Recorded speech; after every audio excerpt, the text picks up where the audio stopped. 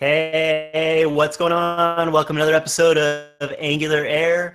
I'm your host, Justin Schwarzenberger, and today we're to VS Code, Visual Studio Code, and checking out some debugging features, figure out how we debug within Visual Studio Code and a few other things with Visual Studio Code. So let's get it started. We've got Daniel joining us. Austin, how's it going?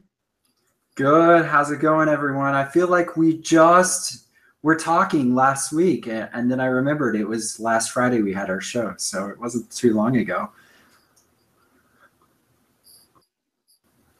Nice. Yeah. Just a Friday show, then a Tuesday show. Sometimes you got to do what you got to do to come out, and I think we'll roll with it. Mike Brocky joining us. Mike, what's going on? I wasn't able to make last week. I had a storm come through and I had no power in the house, so no laptop. Well, laptop still worked, but no internet, so couldn't join. But happy to be back today. Graciously joining us, kind of last, is Tony. Hello there. Good to be here. Thanks for the invite. Thank you. We really appreciate it. All right, so a little bit about this Visual Studio story, Visual Studio Code story, debugging and stuff like that. So why don't we do it? Have you kind of show us around, show us what we can get done with Visual Studio Code and debugging. Yeah, and maybe it's okay if I introduce myself a little bit where I'm coming from and all that. So I love Visual Studio Code. That's my main tool of choice for editing and for web development and for Angular. And I happen to work for an outfit called Linux Academy. We're designing a website called Cloud Assessments, and so it's a complete rewrite of a previous system, totally in Angular. We're in Angular 4 currently, and the team has mixed preferences in terms of editors. About half the team right now is using Visual Studio Code. The other half is using like Sublime and maybe Atom or other kinds of editors. And I sort of gravitated toward Visual Studio Code because I'm basically coming from a like a C# .NET background. Spent quite a bit of time in that space, .NET Core, but I've fallen in love with writing code on the Mac, basically, and with doing stuff there. So I gravitated toward VS Code, and of course with Angular now we're doing a lot of stuff with the CLI, and that's an interesting place to be because it makes it so easy to do these tasks that you'd otherwise have to do with gulp and setting up this huge gulp file and everything. And I've done that, but now with the CLI, it makes it super easy. So the sort of the sweet spot, I think, for me has been now integrating the CLI experience with Visual Studio Code. And so I'm excited, and then I've contributed to the docs on VS Code a little recipe on debugging with Angular CLI. So that's sort of how I came to be known here, and that's where I'm coming from with my experience, and so that's what I hope to talk about today. Yeah, I really kind of feel like VS Code is like the Angular editor, right? Like, you know, Visual Studio, you use it for like C#, Eclipse, you use it for Java. I kind of feel like VS Code is like the editor for Angular. There's just so many like deep hooks that are built into it that it makes it working with Angular code so much easier. And you've got a plethora of like plugins for, you know, like the language services that you can get added and get automatic like linting and hinting and things like that. And so, yeah, I'm totally on board with you there in terms of VS Code. I'm going to have to disagree, though. I think a lot of people are still using WebStorm, but what really sets VS Code apart, and I'm a VS Code user, but I know a lot of people still love their WebStorm, is the TypeScript integration. That Angular is very tightly coupled with TypeScript, and the added benefits that you get from something written with TypeScript for TypeScript is very effective and lightweight too. Yeah, absolutely, and that's kind of what drew me to it, was the TypeScript integration, and the fact that it was written in TypeScript, of course, and that it has that in mind, that goodness. So, and there's extensions and all kinds of stuff for being productive with TypeScript and refactorings, and of course you get that from the TypeScript language service, and that'll work in other editors. But I've seen some cool extensions for VS Code, which I'm not sure if there's equivalents on the other editors or not, but they're pretty hot, and it's made me like incredibly more productive. So I'm looking forward to sharing those with you guys. Yeah. So why don't you just dive in? What are some of those? What are some of those extensions that you find useful? Okay, so so one thing I did is I recently wrote a blog post, and is this a good time for me to share my screen and all that? Anytime's a good time to share your screen. Okay, I'm going to do that right away here, because I have the post up. Go ahead and minimize my Hangout, and it's right here. So I've got my own blog. It's blog.tonysnee.com. I guess we can stick that in a chat window and put that with the notes for this show. Yeah, we'll definitely put that in the show notes. I think you guys already have this link. I mentioned it before in our discussions, and so what I do through here is I tell about my sort of secret tips and tricks, which are not so secret, I guess, for turbocharging VS Code for Angular development. And one of the cool things, and this is kind of a good preamble. I was thinking of doing this at the end, but I think at the beginning it's kind of good to kind of jump right in, because this is really souped up my productivity, is tasks and keyboard shortcuts, first of all. So you can automate certain things, and there's these NPM scripts that we run, to serve an Angular CLI application, like with ngserve, or you want to pass it a parameter to open the browser when you do that, or running your tests or linting, all those kinds of things. Those are in your package.json, and it'd be sure would be nice to be able to execute those with keyboard shortcuts. And yeah. Can you bump up your font on this? Oh yeah, absolutely. Thanks for. Yeah. Okay, that's a little better. And I've got a little repository. Let's go ahead and open that up here in GitHub. And oh, broken link. Okay, so I'll have to go find that. But I've got some posts, some code here that goes with this and shows you what I've done here. Let's just kind of. Oh, I know why. Because of maybe not signed in. No, that can't be it. Oh, because it's done something strange with the link. Let me just go back here. I think this is the one.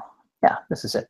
Okay, so I've got all the files here, and one of the things that you'll see is this thing called tasks.json, and this is where you define tasks which let you run these commands in your package.json file. So, for example, you want to run tests. Well, there's a little task here called test, right? And it runs npm test, and it goes ahead and just runs that script for you.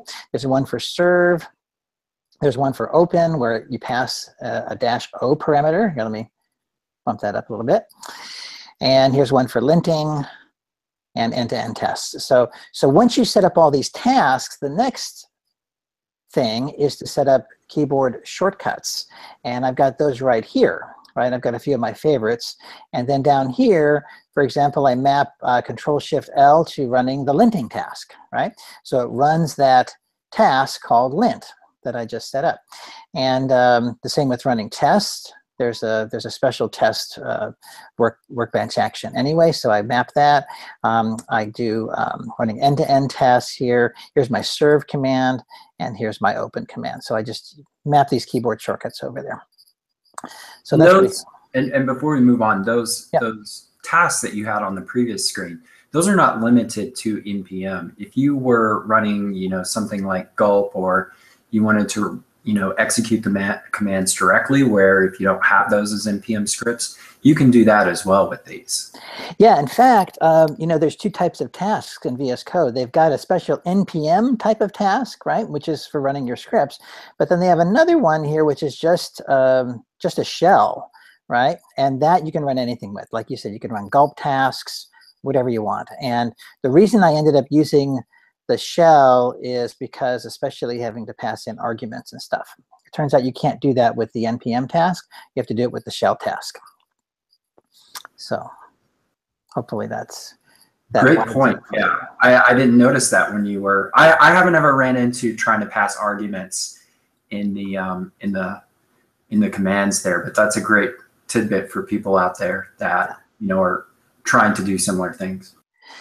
That's great. And the one thing I always like to mention here also when I'm talking about this is that notice we're running the npm start. We're not running ngserve.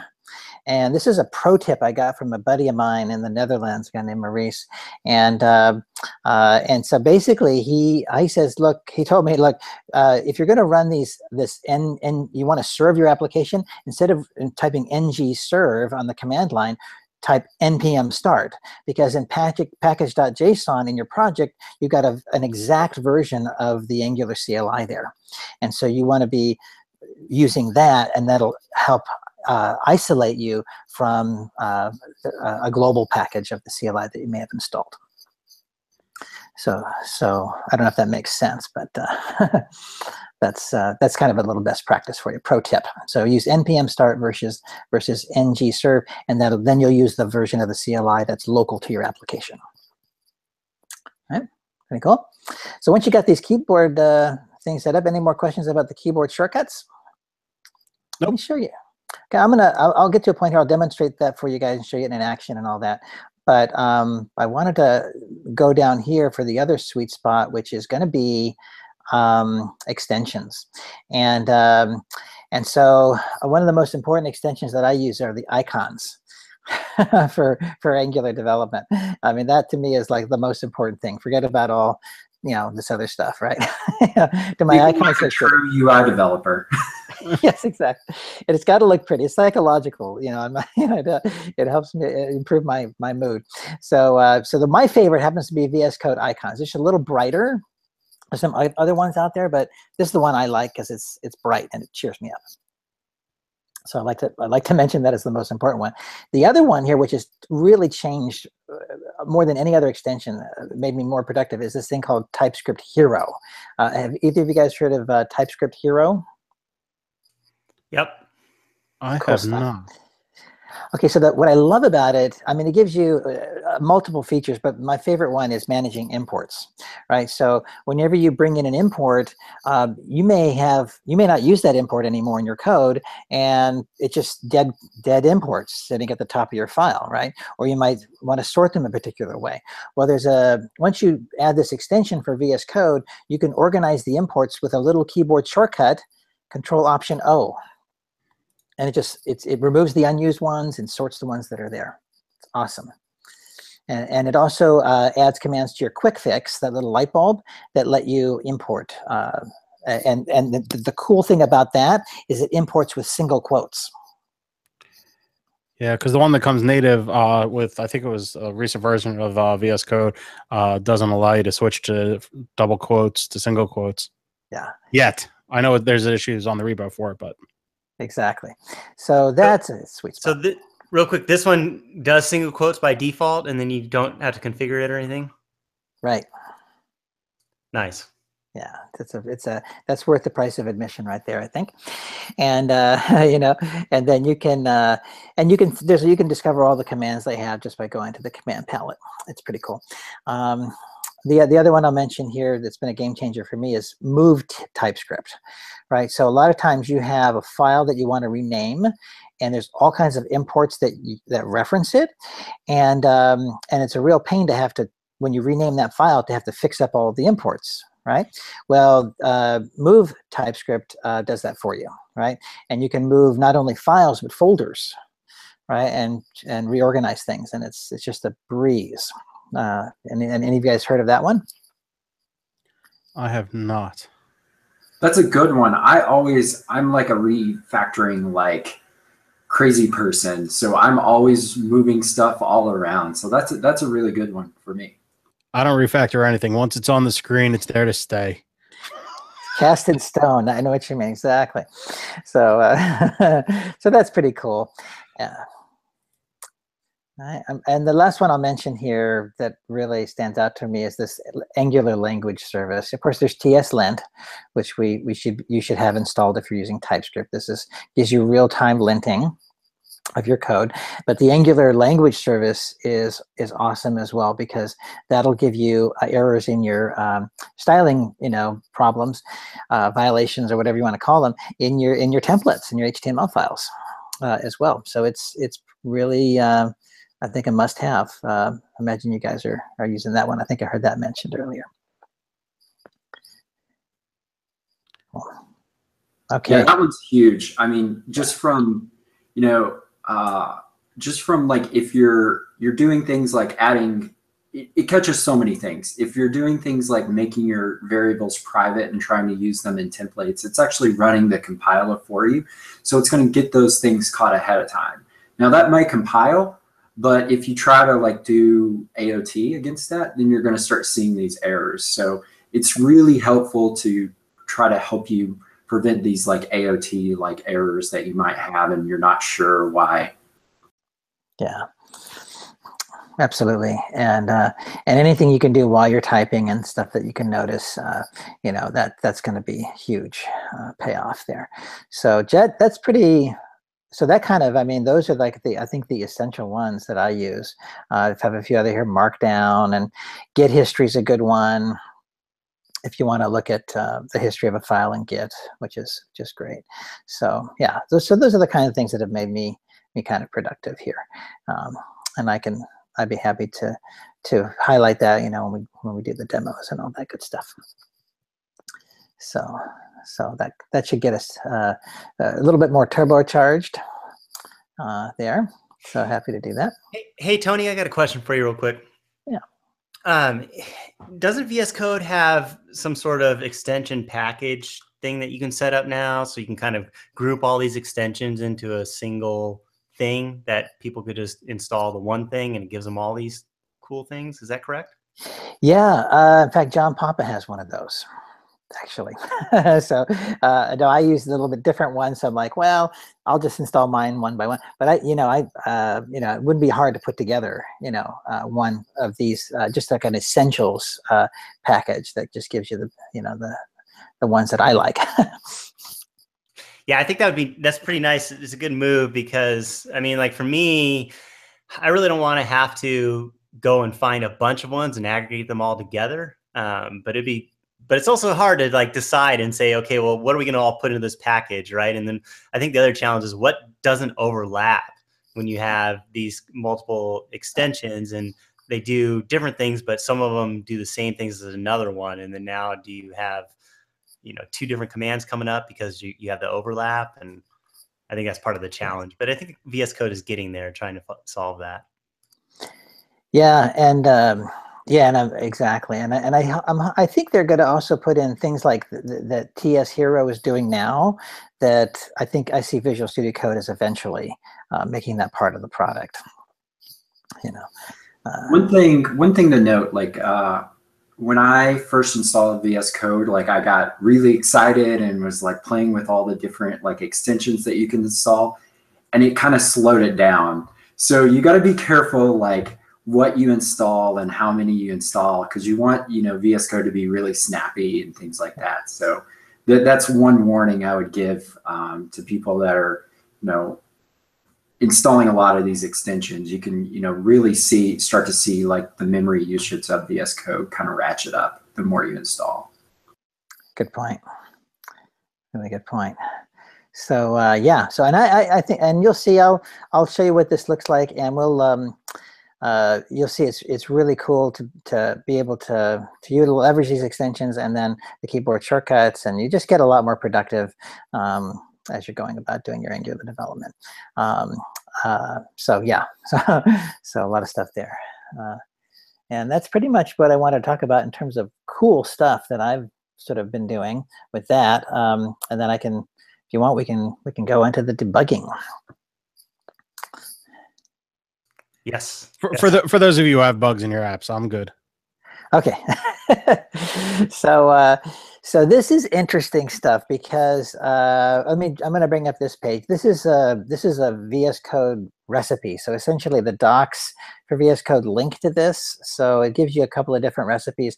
And for you guys or gals that are out there that want to contribute recipes to this, my experience has been very positive with Weinard here from Microsoft. I contributed this Angular CLI one, but you can see they've got one for Docker and TypeScript. There's a MERN starter. And I think we're just maybe scratching the surface here. This is the one I wrote here, Chrome debugging with Angular CLI. And so this is what this does. This is, of course, an extension called Debugger for Chrome. And obviously, the extension we didn't mention that you want to install if you're going to use this feature is this guy right here, right? This is your Chrome debug extension. And of course, you can get that through the marketplace and from within VS Code. So you want to install that. You want to install the CLI. You want to install it globally, and then you also locally. And the first sort of gotcha that we have to mention here is there have been bugs with Angular CLI with regard to source map generation. And right after version 1.1.1, it broke for ng test essentially. So you could set breakpoints and hit them with ng-serve, but when you went to run your tests and you set breakpoints, they just wouldn't work basically, right? And so this was an issue. I actually filed it with the Angular CLI repo. They put a fix in, and that fix came into the 1.3.0 release. Okay, so you've got two choices then if you want to be able to set breakpoints for your tests. One is 1.1.1 or 1.3, which is currently RC5. So you have to do that because that bug did get fixed, but it didn't get fixed until the 1.30 release. So we could breakpoint in serve if we have a previous version. We just can't breakpoint in tests. Correct. Exactly. Okay. Yeah, serve is fine. It's just test that is had that bug in it. So they fixed it. So I'm actually using. I think I'm on RC3 currently. So I'll have to upgrade that. But it works both in serve and tests if you do the RC for now. And I imagine hopefully they're getting close. You know, we keep having greater RC versions here, but hopefully they're getting pretty close. So that's the one thing. Mike, any comment, Mike? Not right now. Okay. So yeah. So we'll see if that how soon that materializes. But that's the first thing. So go back to my recipe here. So I mentioned you got to install the right version if you want this thing to work completely with test answer. And so you can, and to do that you do add and you install it globally. And then you use that to generate your application, right? And of course, you've got ng-new, and then you can use the ng-generate commands to scaffold various things like components and services, etc., all that good stuff. All right, so you want to make sure you got the right version in there. Then you go ahead and do that. And then after you do that, you're going to you're going to create this thing called a launch.json file. And if you have the Chrome extension installed, one of the options that you'll be given when you create a launch.json file is for Chrome. You can go ahead and choose that, but you're going to end up replacing that content anyway with this content you see on the screen right here. Right, so I kind of feel like this is like a great time to demo because my hands are getting itchy. So if that's okay with you guys, yeah, totally. I'm going to jump right in here. So here I got my thing. I happen to have a nice source directory where I do my stuff, and I've got my let's see. I think if I show my version, I'm using the 1.3 RC3 version and with an pretty up-to-date version of Node. So all that's good. So let's go ahead and I'm going to go ahead and do ng-new. I'm going to call it my cool app since my dream app is taken. And let's do skip install so it just runs faster and that'll let me do other things. All right, so it's easy. It generated it there. I can now open up code, but first I've got to cd into this thing. Okay, And now I can just enter code. If anyone's curious, I'm using a little thing called liquid prompt here for my bash, which I really like. And gives me a lot of Git goodness there. So I'll go ahead and go into this here. And so here I'm in VS Code. Let's go ahead and look at my extensions. I've got lots of recommended extensions, but you can see here, there's the Angular language service. This is the one we need for debugging, debugger for Chrome. And looks like it's up to date. And I've got some the other stuff in here as well. There's my move, TSLint, Typescript Hero, VS Code icons. Right, so all that's there. Okay, so the first thing we're going to want to do, well, one thing we can do. Let me maybe take a step back, if no one minds, and show you how we integrate those tasks and keyboard shortcuts. Is that okay if we take a little detour? Yeah, absolutely. Okay, so let me go back to my browser here and go to my repo, and I'm going to go ahead and grab what I need here. I think I was in the right place anyway. So I'm going to go to my tasks.json. I'll get the raw, just copy that, put that in my VS Code. So I think if I do configure taskrunner, it'll ask me what I want to do. And so I'll just go ahead and just say, whatever here. I'll go ahead and paste over that. And now I've got all my tasks, right? And so let me first go ahead and run npm install here. So I'm going to go ahead and let's see if I think it's control this thing. So I'll go ahead and do that here. So it's running sort of in the background as we go along. So really quick while it's running. So this task.json file is in a .vscode directory in your project, locally scoped to this project, right? So this is not the global configuration for VS Code. This is something that is part of this project that could get committed and added to the repo and specific for this chunk of code, right? Exactly. Yeah, it's on a per project basis that this gets installed.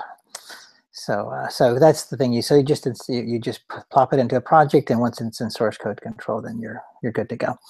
The other thing is the keyboard shortcuts. Now we got to marry the two together. So if you go to keyboard shortcuts, you'll see here's the keyboard shortcuts for VS Code. Now you can add these manually, but I prefer to go ahead and just open keybindings.json and basically just paste it in here.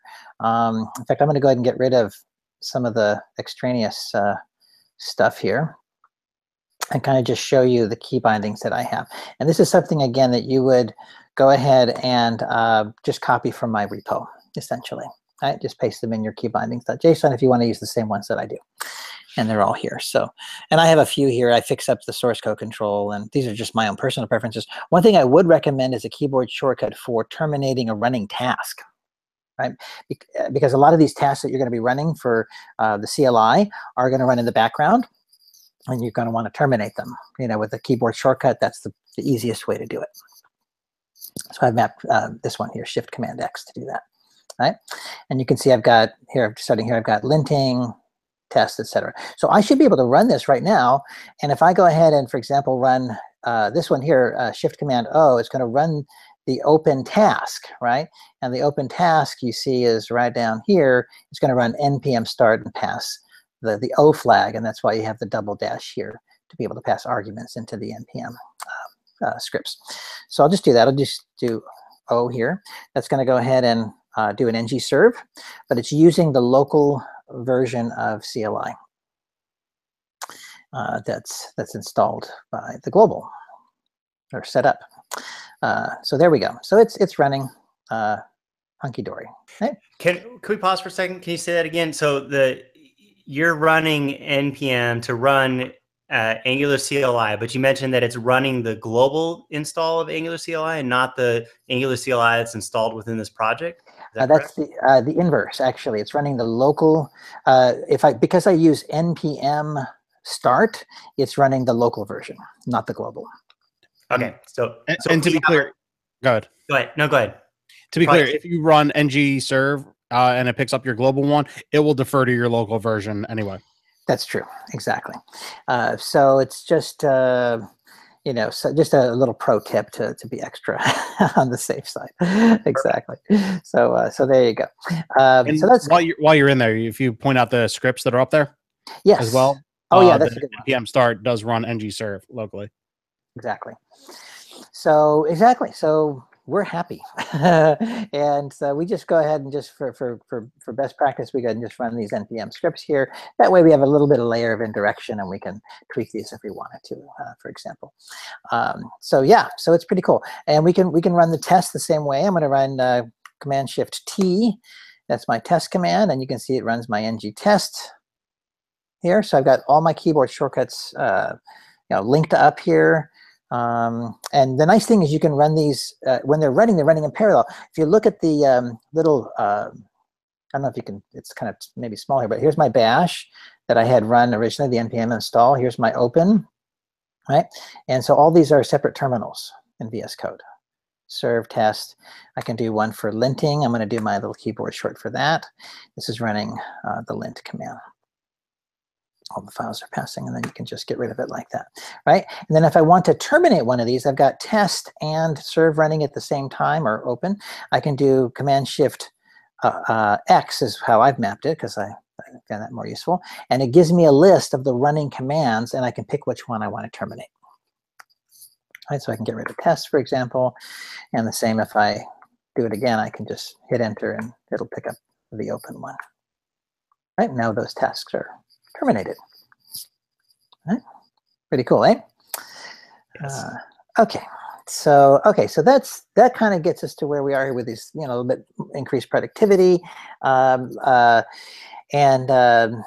we've got some of our extensions in here. Let me see if I can just show you real quick an example. Maybe we can open up a thing here, or I can create a file here. Let me just, maybe I'll create a model here. Let me just do that. So I'll just do model.ts, and I'll just do export class like that, and then my app model. I can do whatever I want here, right? So I can basically, just create a little model. I would say, data string or something like that. Maybe I'll make that public. So something like that, right? So essentially, and notice how this is kind of cool. I'm going so fast here because I'm used to going fast, but it's good to slow down a little bit, because notice that I get a little red squiggly. That's my TSLint jumping into action, my extension that I've installed for that. You can see that was one of the ones that I did, TSLint right here, right? So that's that. And so it lets me know I need an end of file, so I can do that. Or I can obviously do this. The other thing I like to do is I have a keyboard shortcut command period, which drops down the quick fix. So that's also worth the price of admission. Right. That behaves a little more like Visual Studio. That's a default command, right? I think. I think maybe they did default it now. Actually, in the beginning it wasn't. So yeah, you're right. I don't think I need it anymore. I don't have it in there. So that's cool. So we're good. I always forget, that we got these releases so frequently, things that I was having to do before, I don't have to do anymore. So pretty cool. So let's say I want to get my app model in here, and I'm going into my component, and I want to say, oh yeah, maybe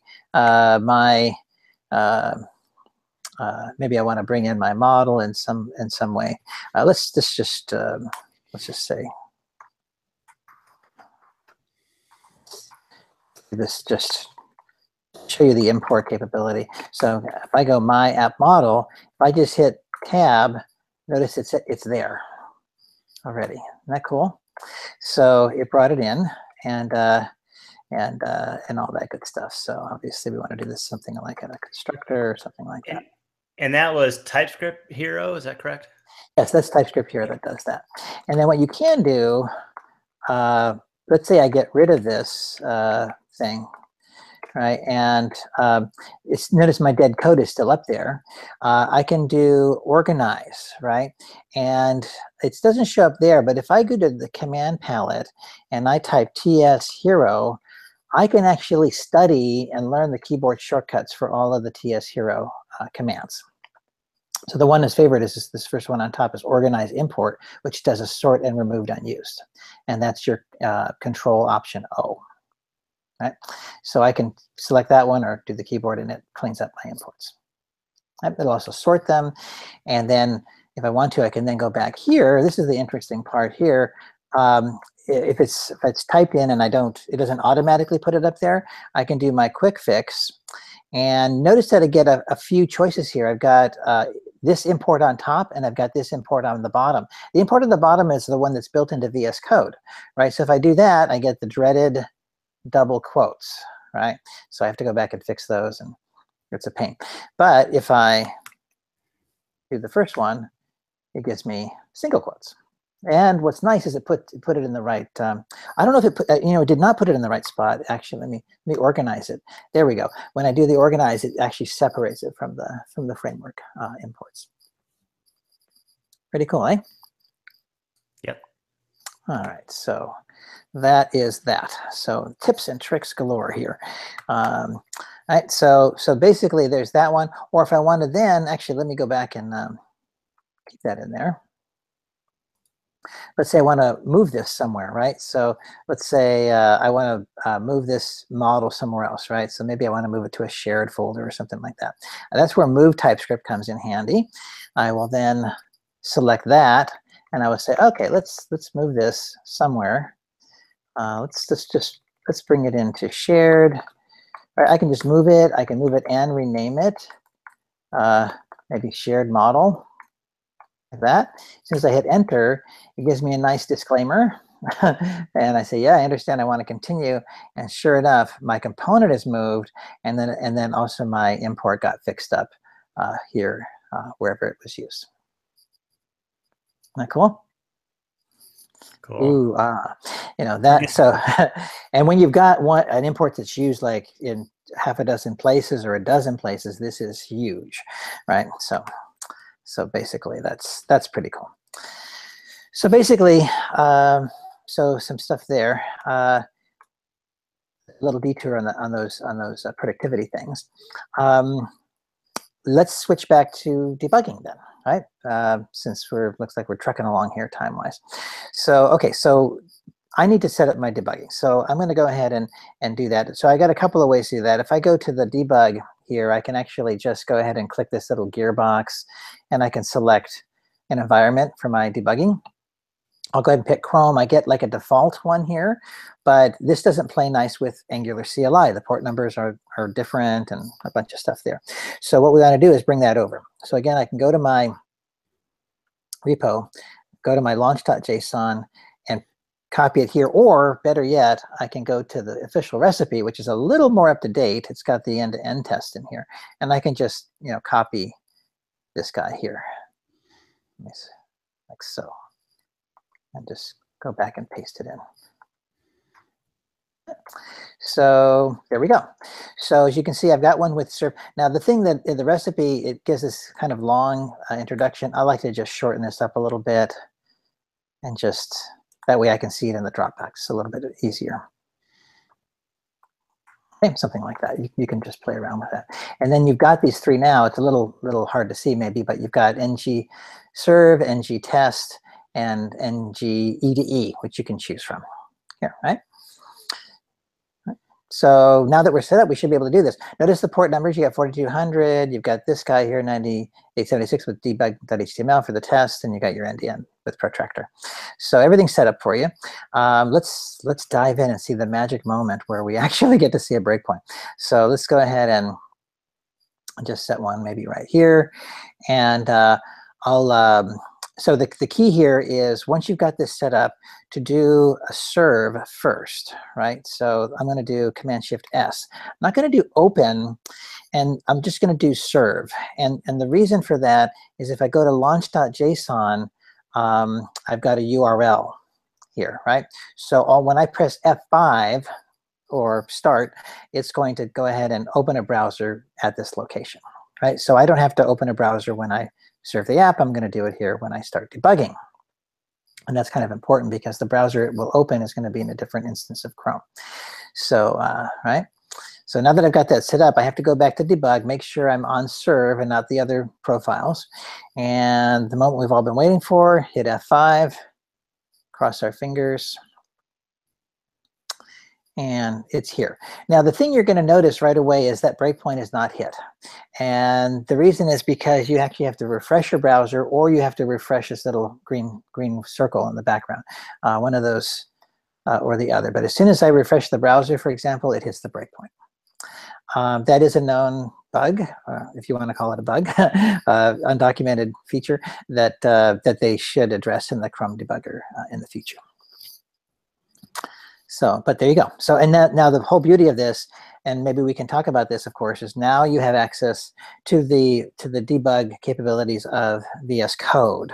And underneath the covers, they're going, they're talking to the Chrome via the Chrome debugging protocol and all that stuff. But it's nice to be, for me at least, to be able to stay in the editor, right? Right. So I can, I can see here's my thing. Let's go ahead and create a watch, for example. So I can right-click on this. I can do debug evaluate if I want to. If I, can see obviously it's not defined. I'm going to go here and say, okay, well, maybe we'll add a watch to it. There's a nice debug add to watch. All right, and you can go there. I can now step over, step into, step out of. So I'll just go ahead and step over. We can, we can see that if we were still in that area, we would see that we'd see that populated. So basically, you've got all that kind of interesting stuff here. You got watches. You can set breakpoints of different types as well. There's a lot of stuff on debugging, which probably don't have time to go into here. But you can edit the breakpoint. You can have it break on when a particular expression turns to true. You can break on a hit count if you want to. So it's got really nice. Sort of advanced breakpoints as well, which is kind of another motivation for doing it, I think, in the editor as well. You can take advantage of some of those things. So now you can edit code in here, right, without having to restart the debugger. Is that correct? Well, when you edit code and save it, it will restart. It'll rebuild the application. So let's try that. Let's see here. Let's see. I think I'm still running here. So if I go ahead and refresh it, now maybe I'll do it this way. I'll refresh it this way. You can say I can also just hit the little restart, and it'll come in and hit right there. So I can do my app.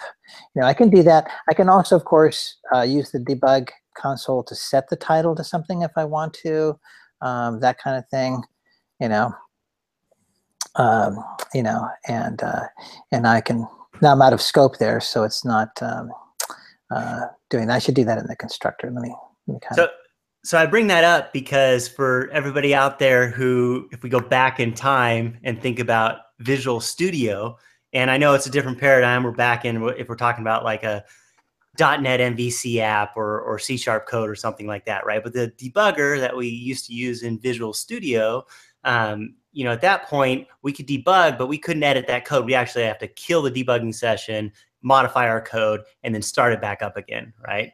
But in here, we can actually make changes without having to kill the debugger and restart it. The rebuild, like you mentioned, will happen of the application, the Angular application, TypeScript, and things like that. But our workflow gets a little bit smoother here because we're able to now make these changes. And that's one of the benefits of having our debugging within our editor or our IDE is that now you can make those code changes as you're going through it and save that in all in one environment, right? Precisely, exactly, and and that's kind of that's the cool thing about this, and then you can take advantage of things as well. Like I can use the debug console to set the value of a field, for example. So here's my title. Let's see what happens when I do that, and then my watch for some reason is not working the way I want it to, but let's see what would happen if I say, let's say title. Notice I get IntelliSense there, and I can say, yep, there, and it's definitely showing me what I wanted to show. And then I can also, obviously change it if I want to, like so. Okay. So like that, and now we can see that it's your app. So so that's kind of nice to be able to work with it there. And like you said, I can now edit this and our app, right? And as soon as I save that, now if you go back to the terminal and you notice I save it, you know, I get that nice Angular CLI benefit that it's going to rebuild that automatically in the background, and I can have myself some wonderful live editing. And so we're getting really the same type of experience that we have in the browser dev tools, right? All these different functionalities, the breakpoints, all these things that we can do, the conditionals and the things we showed the console. But we have that within the one editor in VS Code now. So that's a big benefit too. But that other thing, which is the fact that like if we're doing this in the console inside of our Chrome browser or whatever, we now have to, if we find an issue that we want to change, we now have to like go back and manually map back and open up our editor and navigate to that file and make those changes there. So there's some added time that we have to do when we're out of this environment. And that's another benefit of here is that we're at the breakpoint. We already have that file open. So we're just ready to start editing that at this point, right? There's no manual map back that we have to do. So that saves a bunch of time as well. Huge, absolutely huge. And here's the testing. So now the cool thing I love about this, I can run the app can still be going. My server, and I can in addition in the parallel run a test command. So I can go ahead and run the test, and after I run the test, I can go to that test debugging profile, hit F5, and I should be able to hit a breakpoint in my test. And that's the other thing we kind of like about it. Now I've got some failures because I've changed my code basically. So that's fine. So I'm going, okay, well, what's the, you know, why is that? Maybe someone else changed it, and I'm trying to figure this out. I should now be able to do this. So that the key is to go back to your debugger, pane here, and then select ng test from the list. Now I should be able to hit F5, and it's going to open another instance of Chrome. And it's going to also notice I'm breaking on uncaught exceptions. So it's going to break on uncaught exceptions. I can turn that off, and end up right here. So here I can, if I open up the browser, my Karma browser, basically I can see, what the problem is, right? I basically, changed some stuff in my component, and it's not happy anymore, right? But the nice part about that is now I can step through this as well, and I can step into my, component. If I'm doing tests here that set properties or call methods, I can step right into it, and it's a lot of fun here. I think this testing story is where it really starts to shine, right? Because it's hard to have that. I still haven't figured out the secret on that Karma instance of the browser of how can I breakpoint in there? Can I open up DevTools breakpoint in there? I can't seem to get that to work. So this breakpoint story in the test here is really valuable. Absolutely. The other place that holds water with even with ngserve is the idea of, okay, yeah, you can go and debug in the browser as well, but you have to go and you have to find that file in the source tab in the DevTools. Whereas more than likely, if you're trying to debug something, you've already got that code file already open in VS Code. Or, well, yeah, if you're using VS Code. Yeah, yeah, exactly. And you can look for just Command P or whatever, and you can just type away and find that file where it's located, and then blah, blah, you're good to go. So yeah, it's sweet. Can you do me a quick favor? Can you try Command Shift P, which will bring up your command prompt with the greater than in there? Yes. And then if you type launch. Yes. Does that, oh, that opens that file. Okay. I wasn't sure if you were able to launch from the command palette or not. No, I don't see that. I just see open that launch.json file is what it wants to do. Okay. So there, yeah, no problem. Yeah, and then of course you've got end-to-end tests as well. You should be able to get through that too. And you can leave everything running at the same time. That's the cool thing about this. So here's my end-to-end, and maybe I've got a spec here, right? And I can do that. And let's go ahead and you notice when I set this, I get the little gray breakpoint because I'm not currently running my test, my end-to-end, right? And so if I go back to my I think it's my E to E command. So if I go to my task.json, ETE is my task name here, and this one I don't think I have mapped to a shortcut, but if I don't, that's no big deal. I can just run it here by typing task space, and then it just picks it up, right? So there's my ETE task. So task can be run with shortcuts or just right here by doing, you know, Command P, typing task space, and then typing the task name. So either one, we're good.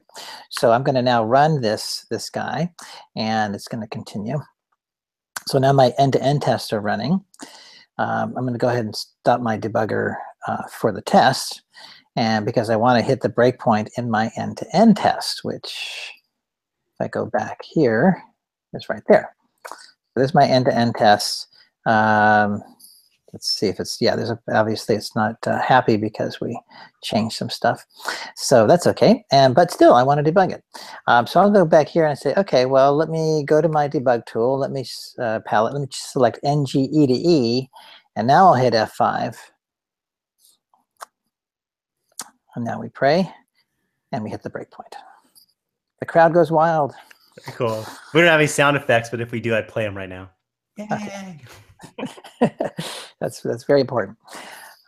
So yeah, so I think that from my end, maybe there's questions or that people want to ask. I'm not sure what your format is, but I think that kind of tells the story.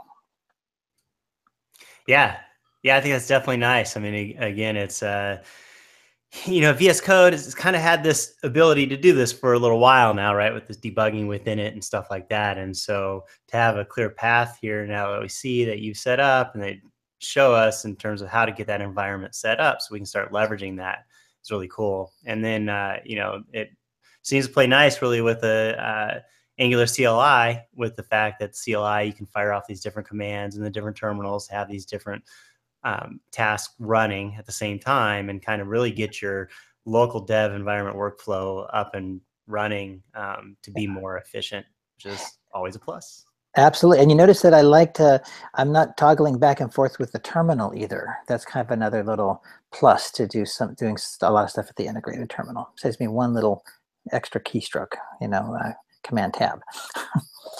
So I got to ask, do you ever get lost and like everything's running at once and you're like, well, which debugger am I breakpointing on right now? What am I hitting? You know, especially like in test, right? Because you've got a test of a component and you have the serve running at the same time.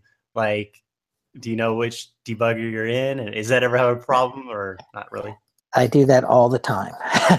So and I'm going back, wait a minute, what? I always have to check this manually. Exactly. So that's the kind of maybe that I would like to see that maybe improve that story in VS Code. It's just a little, there's something about this is like you don't really have a visual indication unless you're on that debug tab. You don't really have an indication which debugger you're running, which launch configuration. Maybe that little control panel that allows you to stop the debugging and stuff. Maybe if that just had the name of which one it's running, that might help. That'd be great. Is that up all the time, that little controller, or maybe it's not? Yeah, when you're debugging, it is. See, it's right here. Yeah. So it'd be nice if to indicate up here somewhere what profile, what configuration you're using. It's probably, yeah, I don't see, I was expecting it might be at the bottom of the screen, but I don't see it there. So it looks like that would be nice because I may actually be over here hunting around for something and I may not know when I hit that F5. That's usually the biggest mistake I make. I choose the wrong profile for what I'm doing. Another thing I really like the VS Code debugger for is kind of off subject, but for debugging Node.js APIs. It works really smooth when you're setting breakpoints for your API endpoints in Node, and you can kind of have this like flow where you're setting breakpoints on both the front end and the back end code and debugging the whole story all the way through. And so I think that's a really powerful feature that you can combine that, if you're doing full stack development like that. Yeah, that's an excellent point. And it even works for you mixing like .NET Core, with Angular, even multi technologies and platforms. So, yeah, that's definitely another good advantage, right? Is like if you're using this editor, VS Code, as your main, and you're doing these different stacks, to be able to live in the one editor and do all this functionality in one is nice. And so now we have that in the JavaScript layer and the front end layer, as well as the back end layer.